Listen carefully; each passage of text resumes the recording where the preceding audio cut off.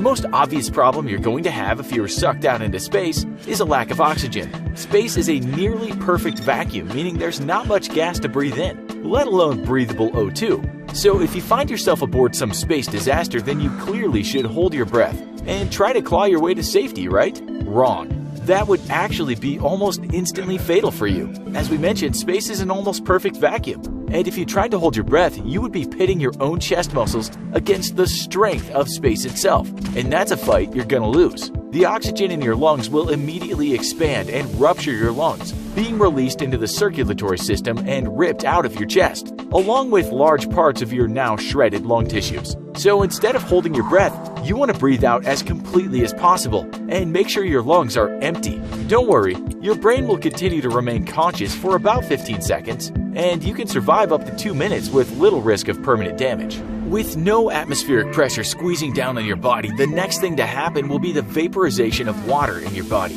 In a normal situation, water molecules are constantly being blown off, but by being repelled with their air molecules, the water remains in equilibrium with the air. Without any atmosphere though, water will begin to evaporate throughout your entire body, causing you to start swelling like a naughty kid inside Willy Wonka's chocolate factory. You'll eventually swell to about twice normal size, but because human skin is incredibly elastic and durable, you won't burst like a giant meat balloon. If you get rescued at this point, you'll actually return to normal and you should be fine, though we wouldn't recommend it. If rescue isn't forthcoming though, then you're going to be in incredible amounts of pain. And if you were hoping to instantly black out due to a lack of blood pressure, then we got some bad news for you. Your circulatory system is so robust that it's able to keep your blood pressurized even in the vacuum of space. So as you swell up like a party balloon, you can look forward to retaining full consciousness as the blood keeps on pumping, at least until the oxygen stored in your blood runs out after 15 seconds. Moisture on the exterior of your body though, and in places like your eyes and tongue,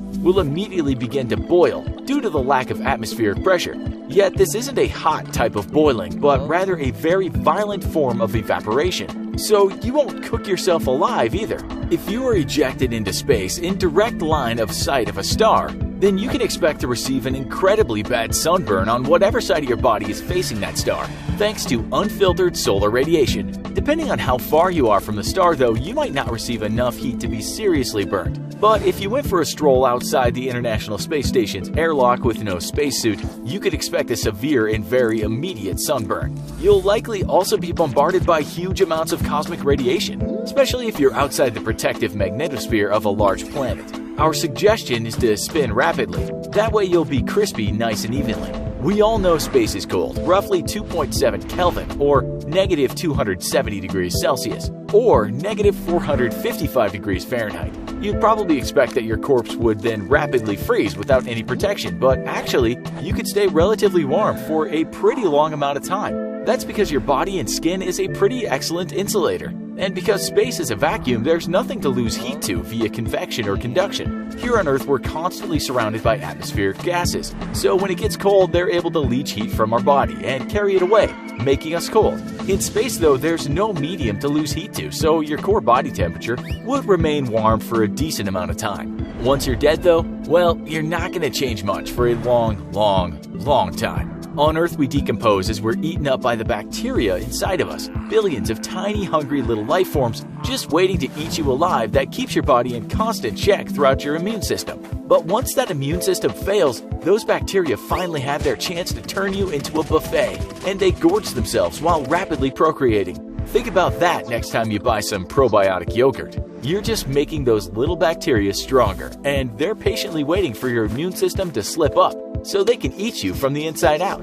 In space though, the extreme radiation and temperatures will kill that bacteria before it can consume much of your body, leaving your corpse perfectly preserved for millions and millions of years. If you're close to a star, you'll mummify, much like an ancient Egyptian. Only when aliens find you millions of years later, you'll actually be in a lot better shape than them. So if you know anyone really vain in your life, you should recommend they die in space. What other strange places and what they would do to your body would you like to know about? Should we really be eating probiotic foods when it's just making the bacteria that will consume us all in the end stronger? Let us know in the comments. Also, be sure to check out our other video called What Happens When You Die. Thanks for watching, and as always, don't forget to like, share, and subscribe. See you next time.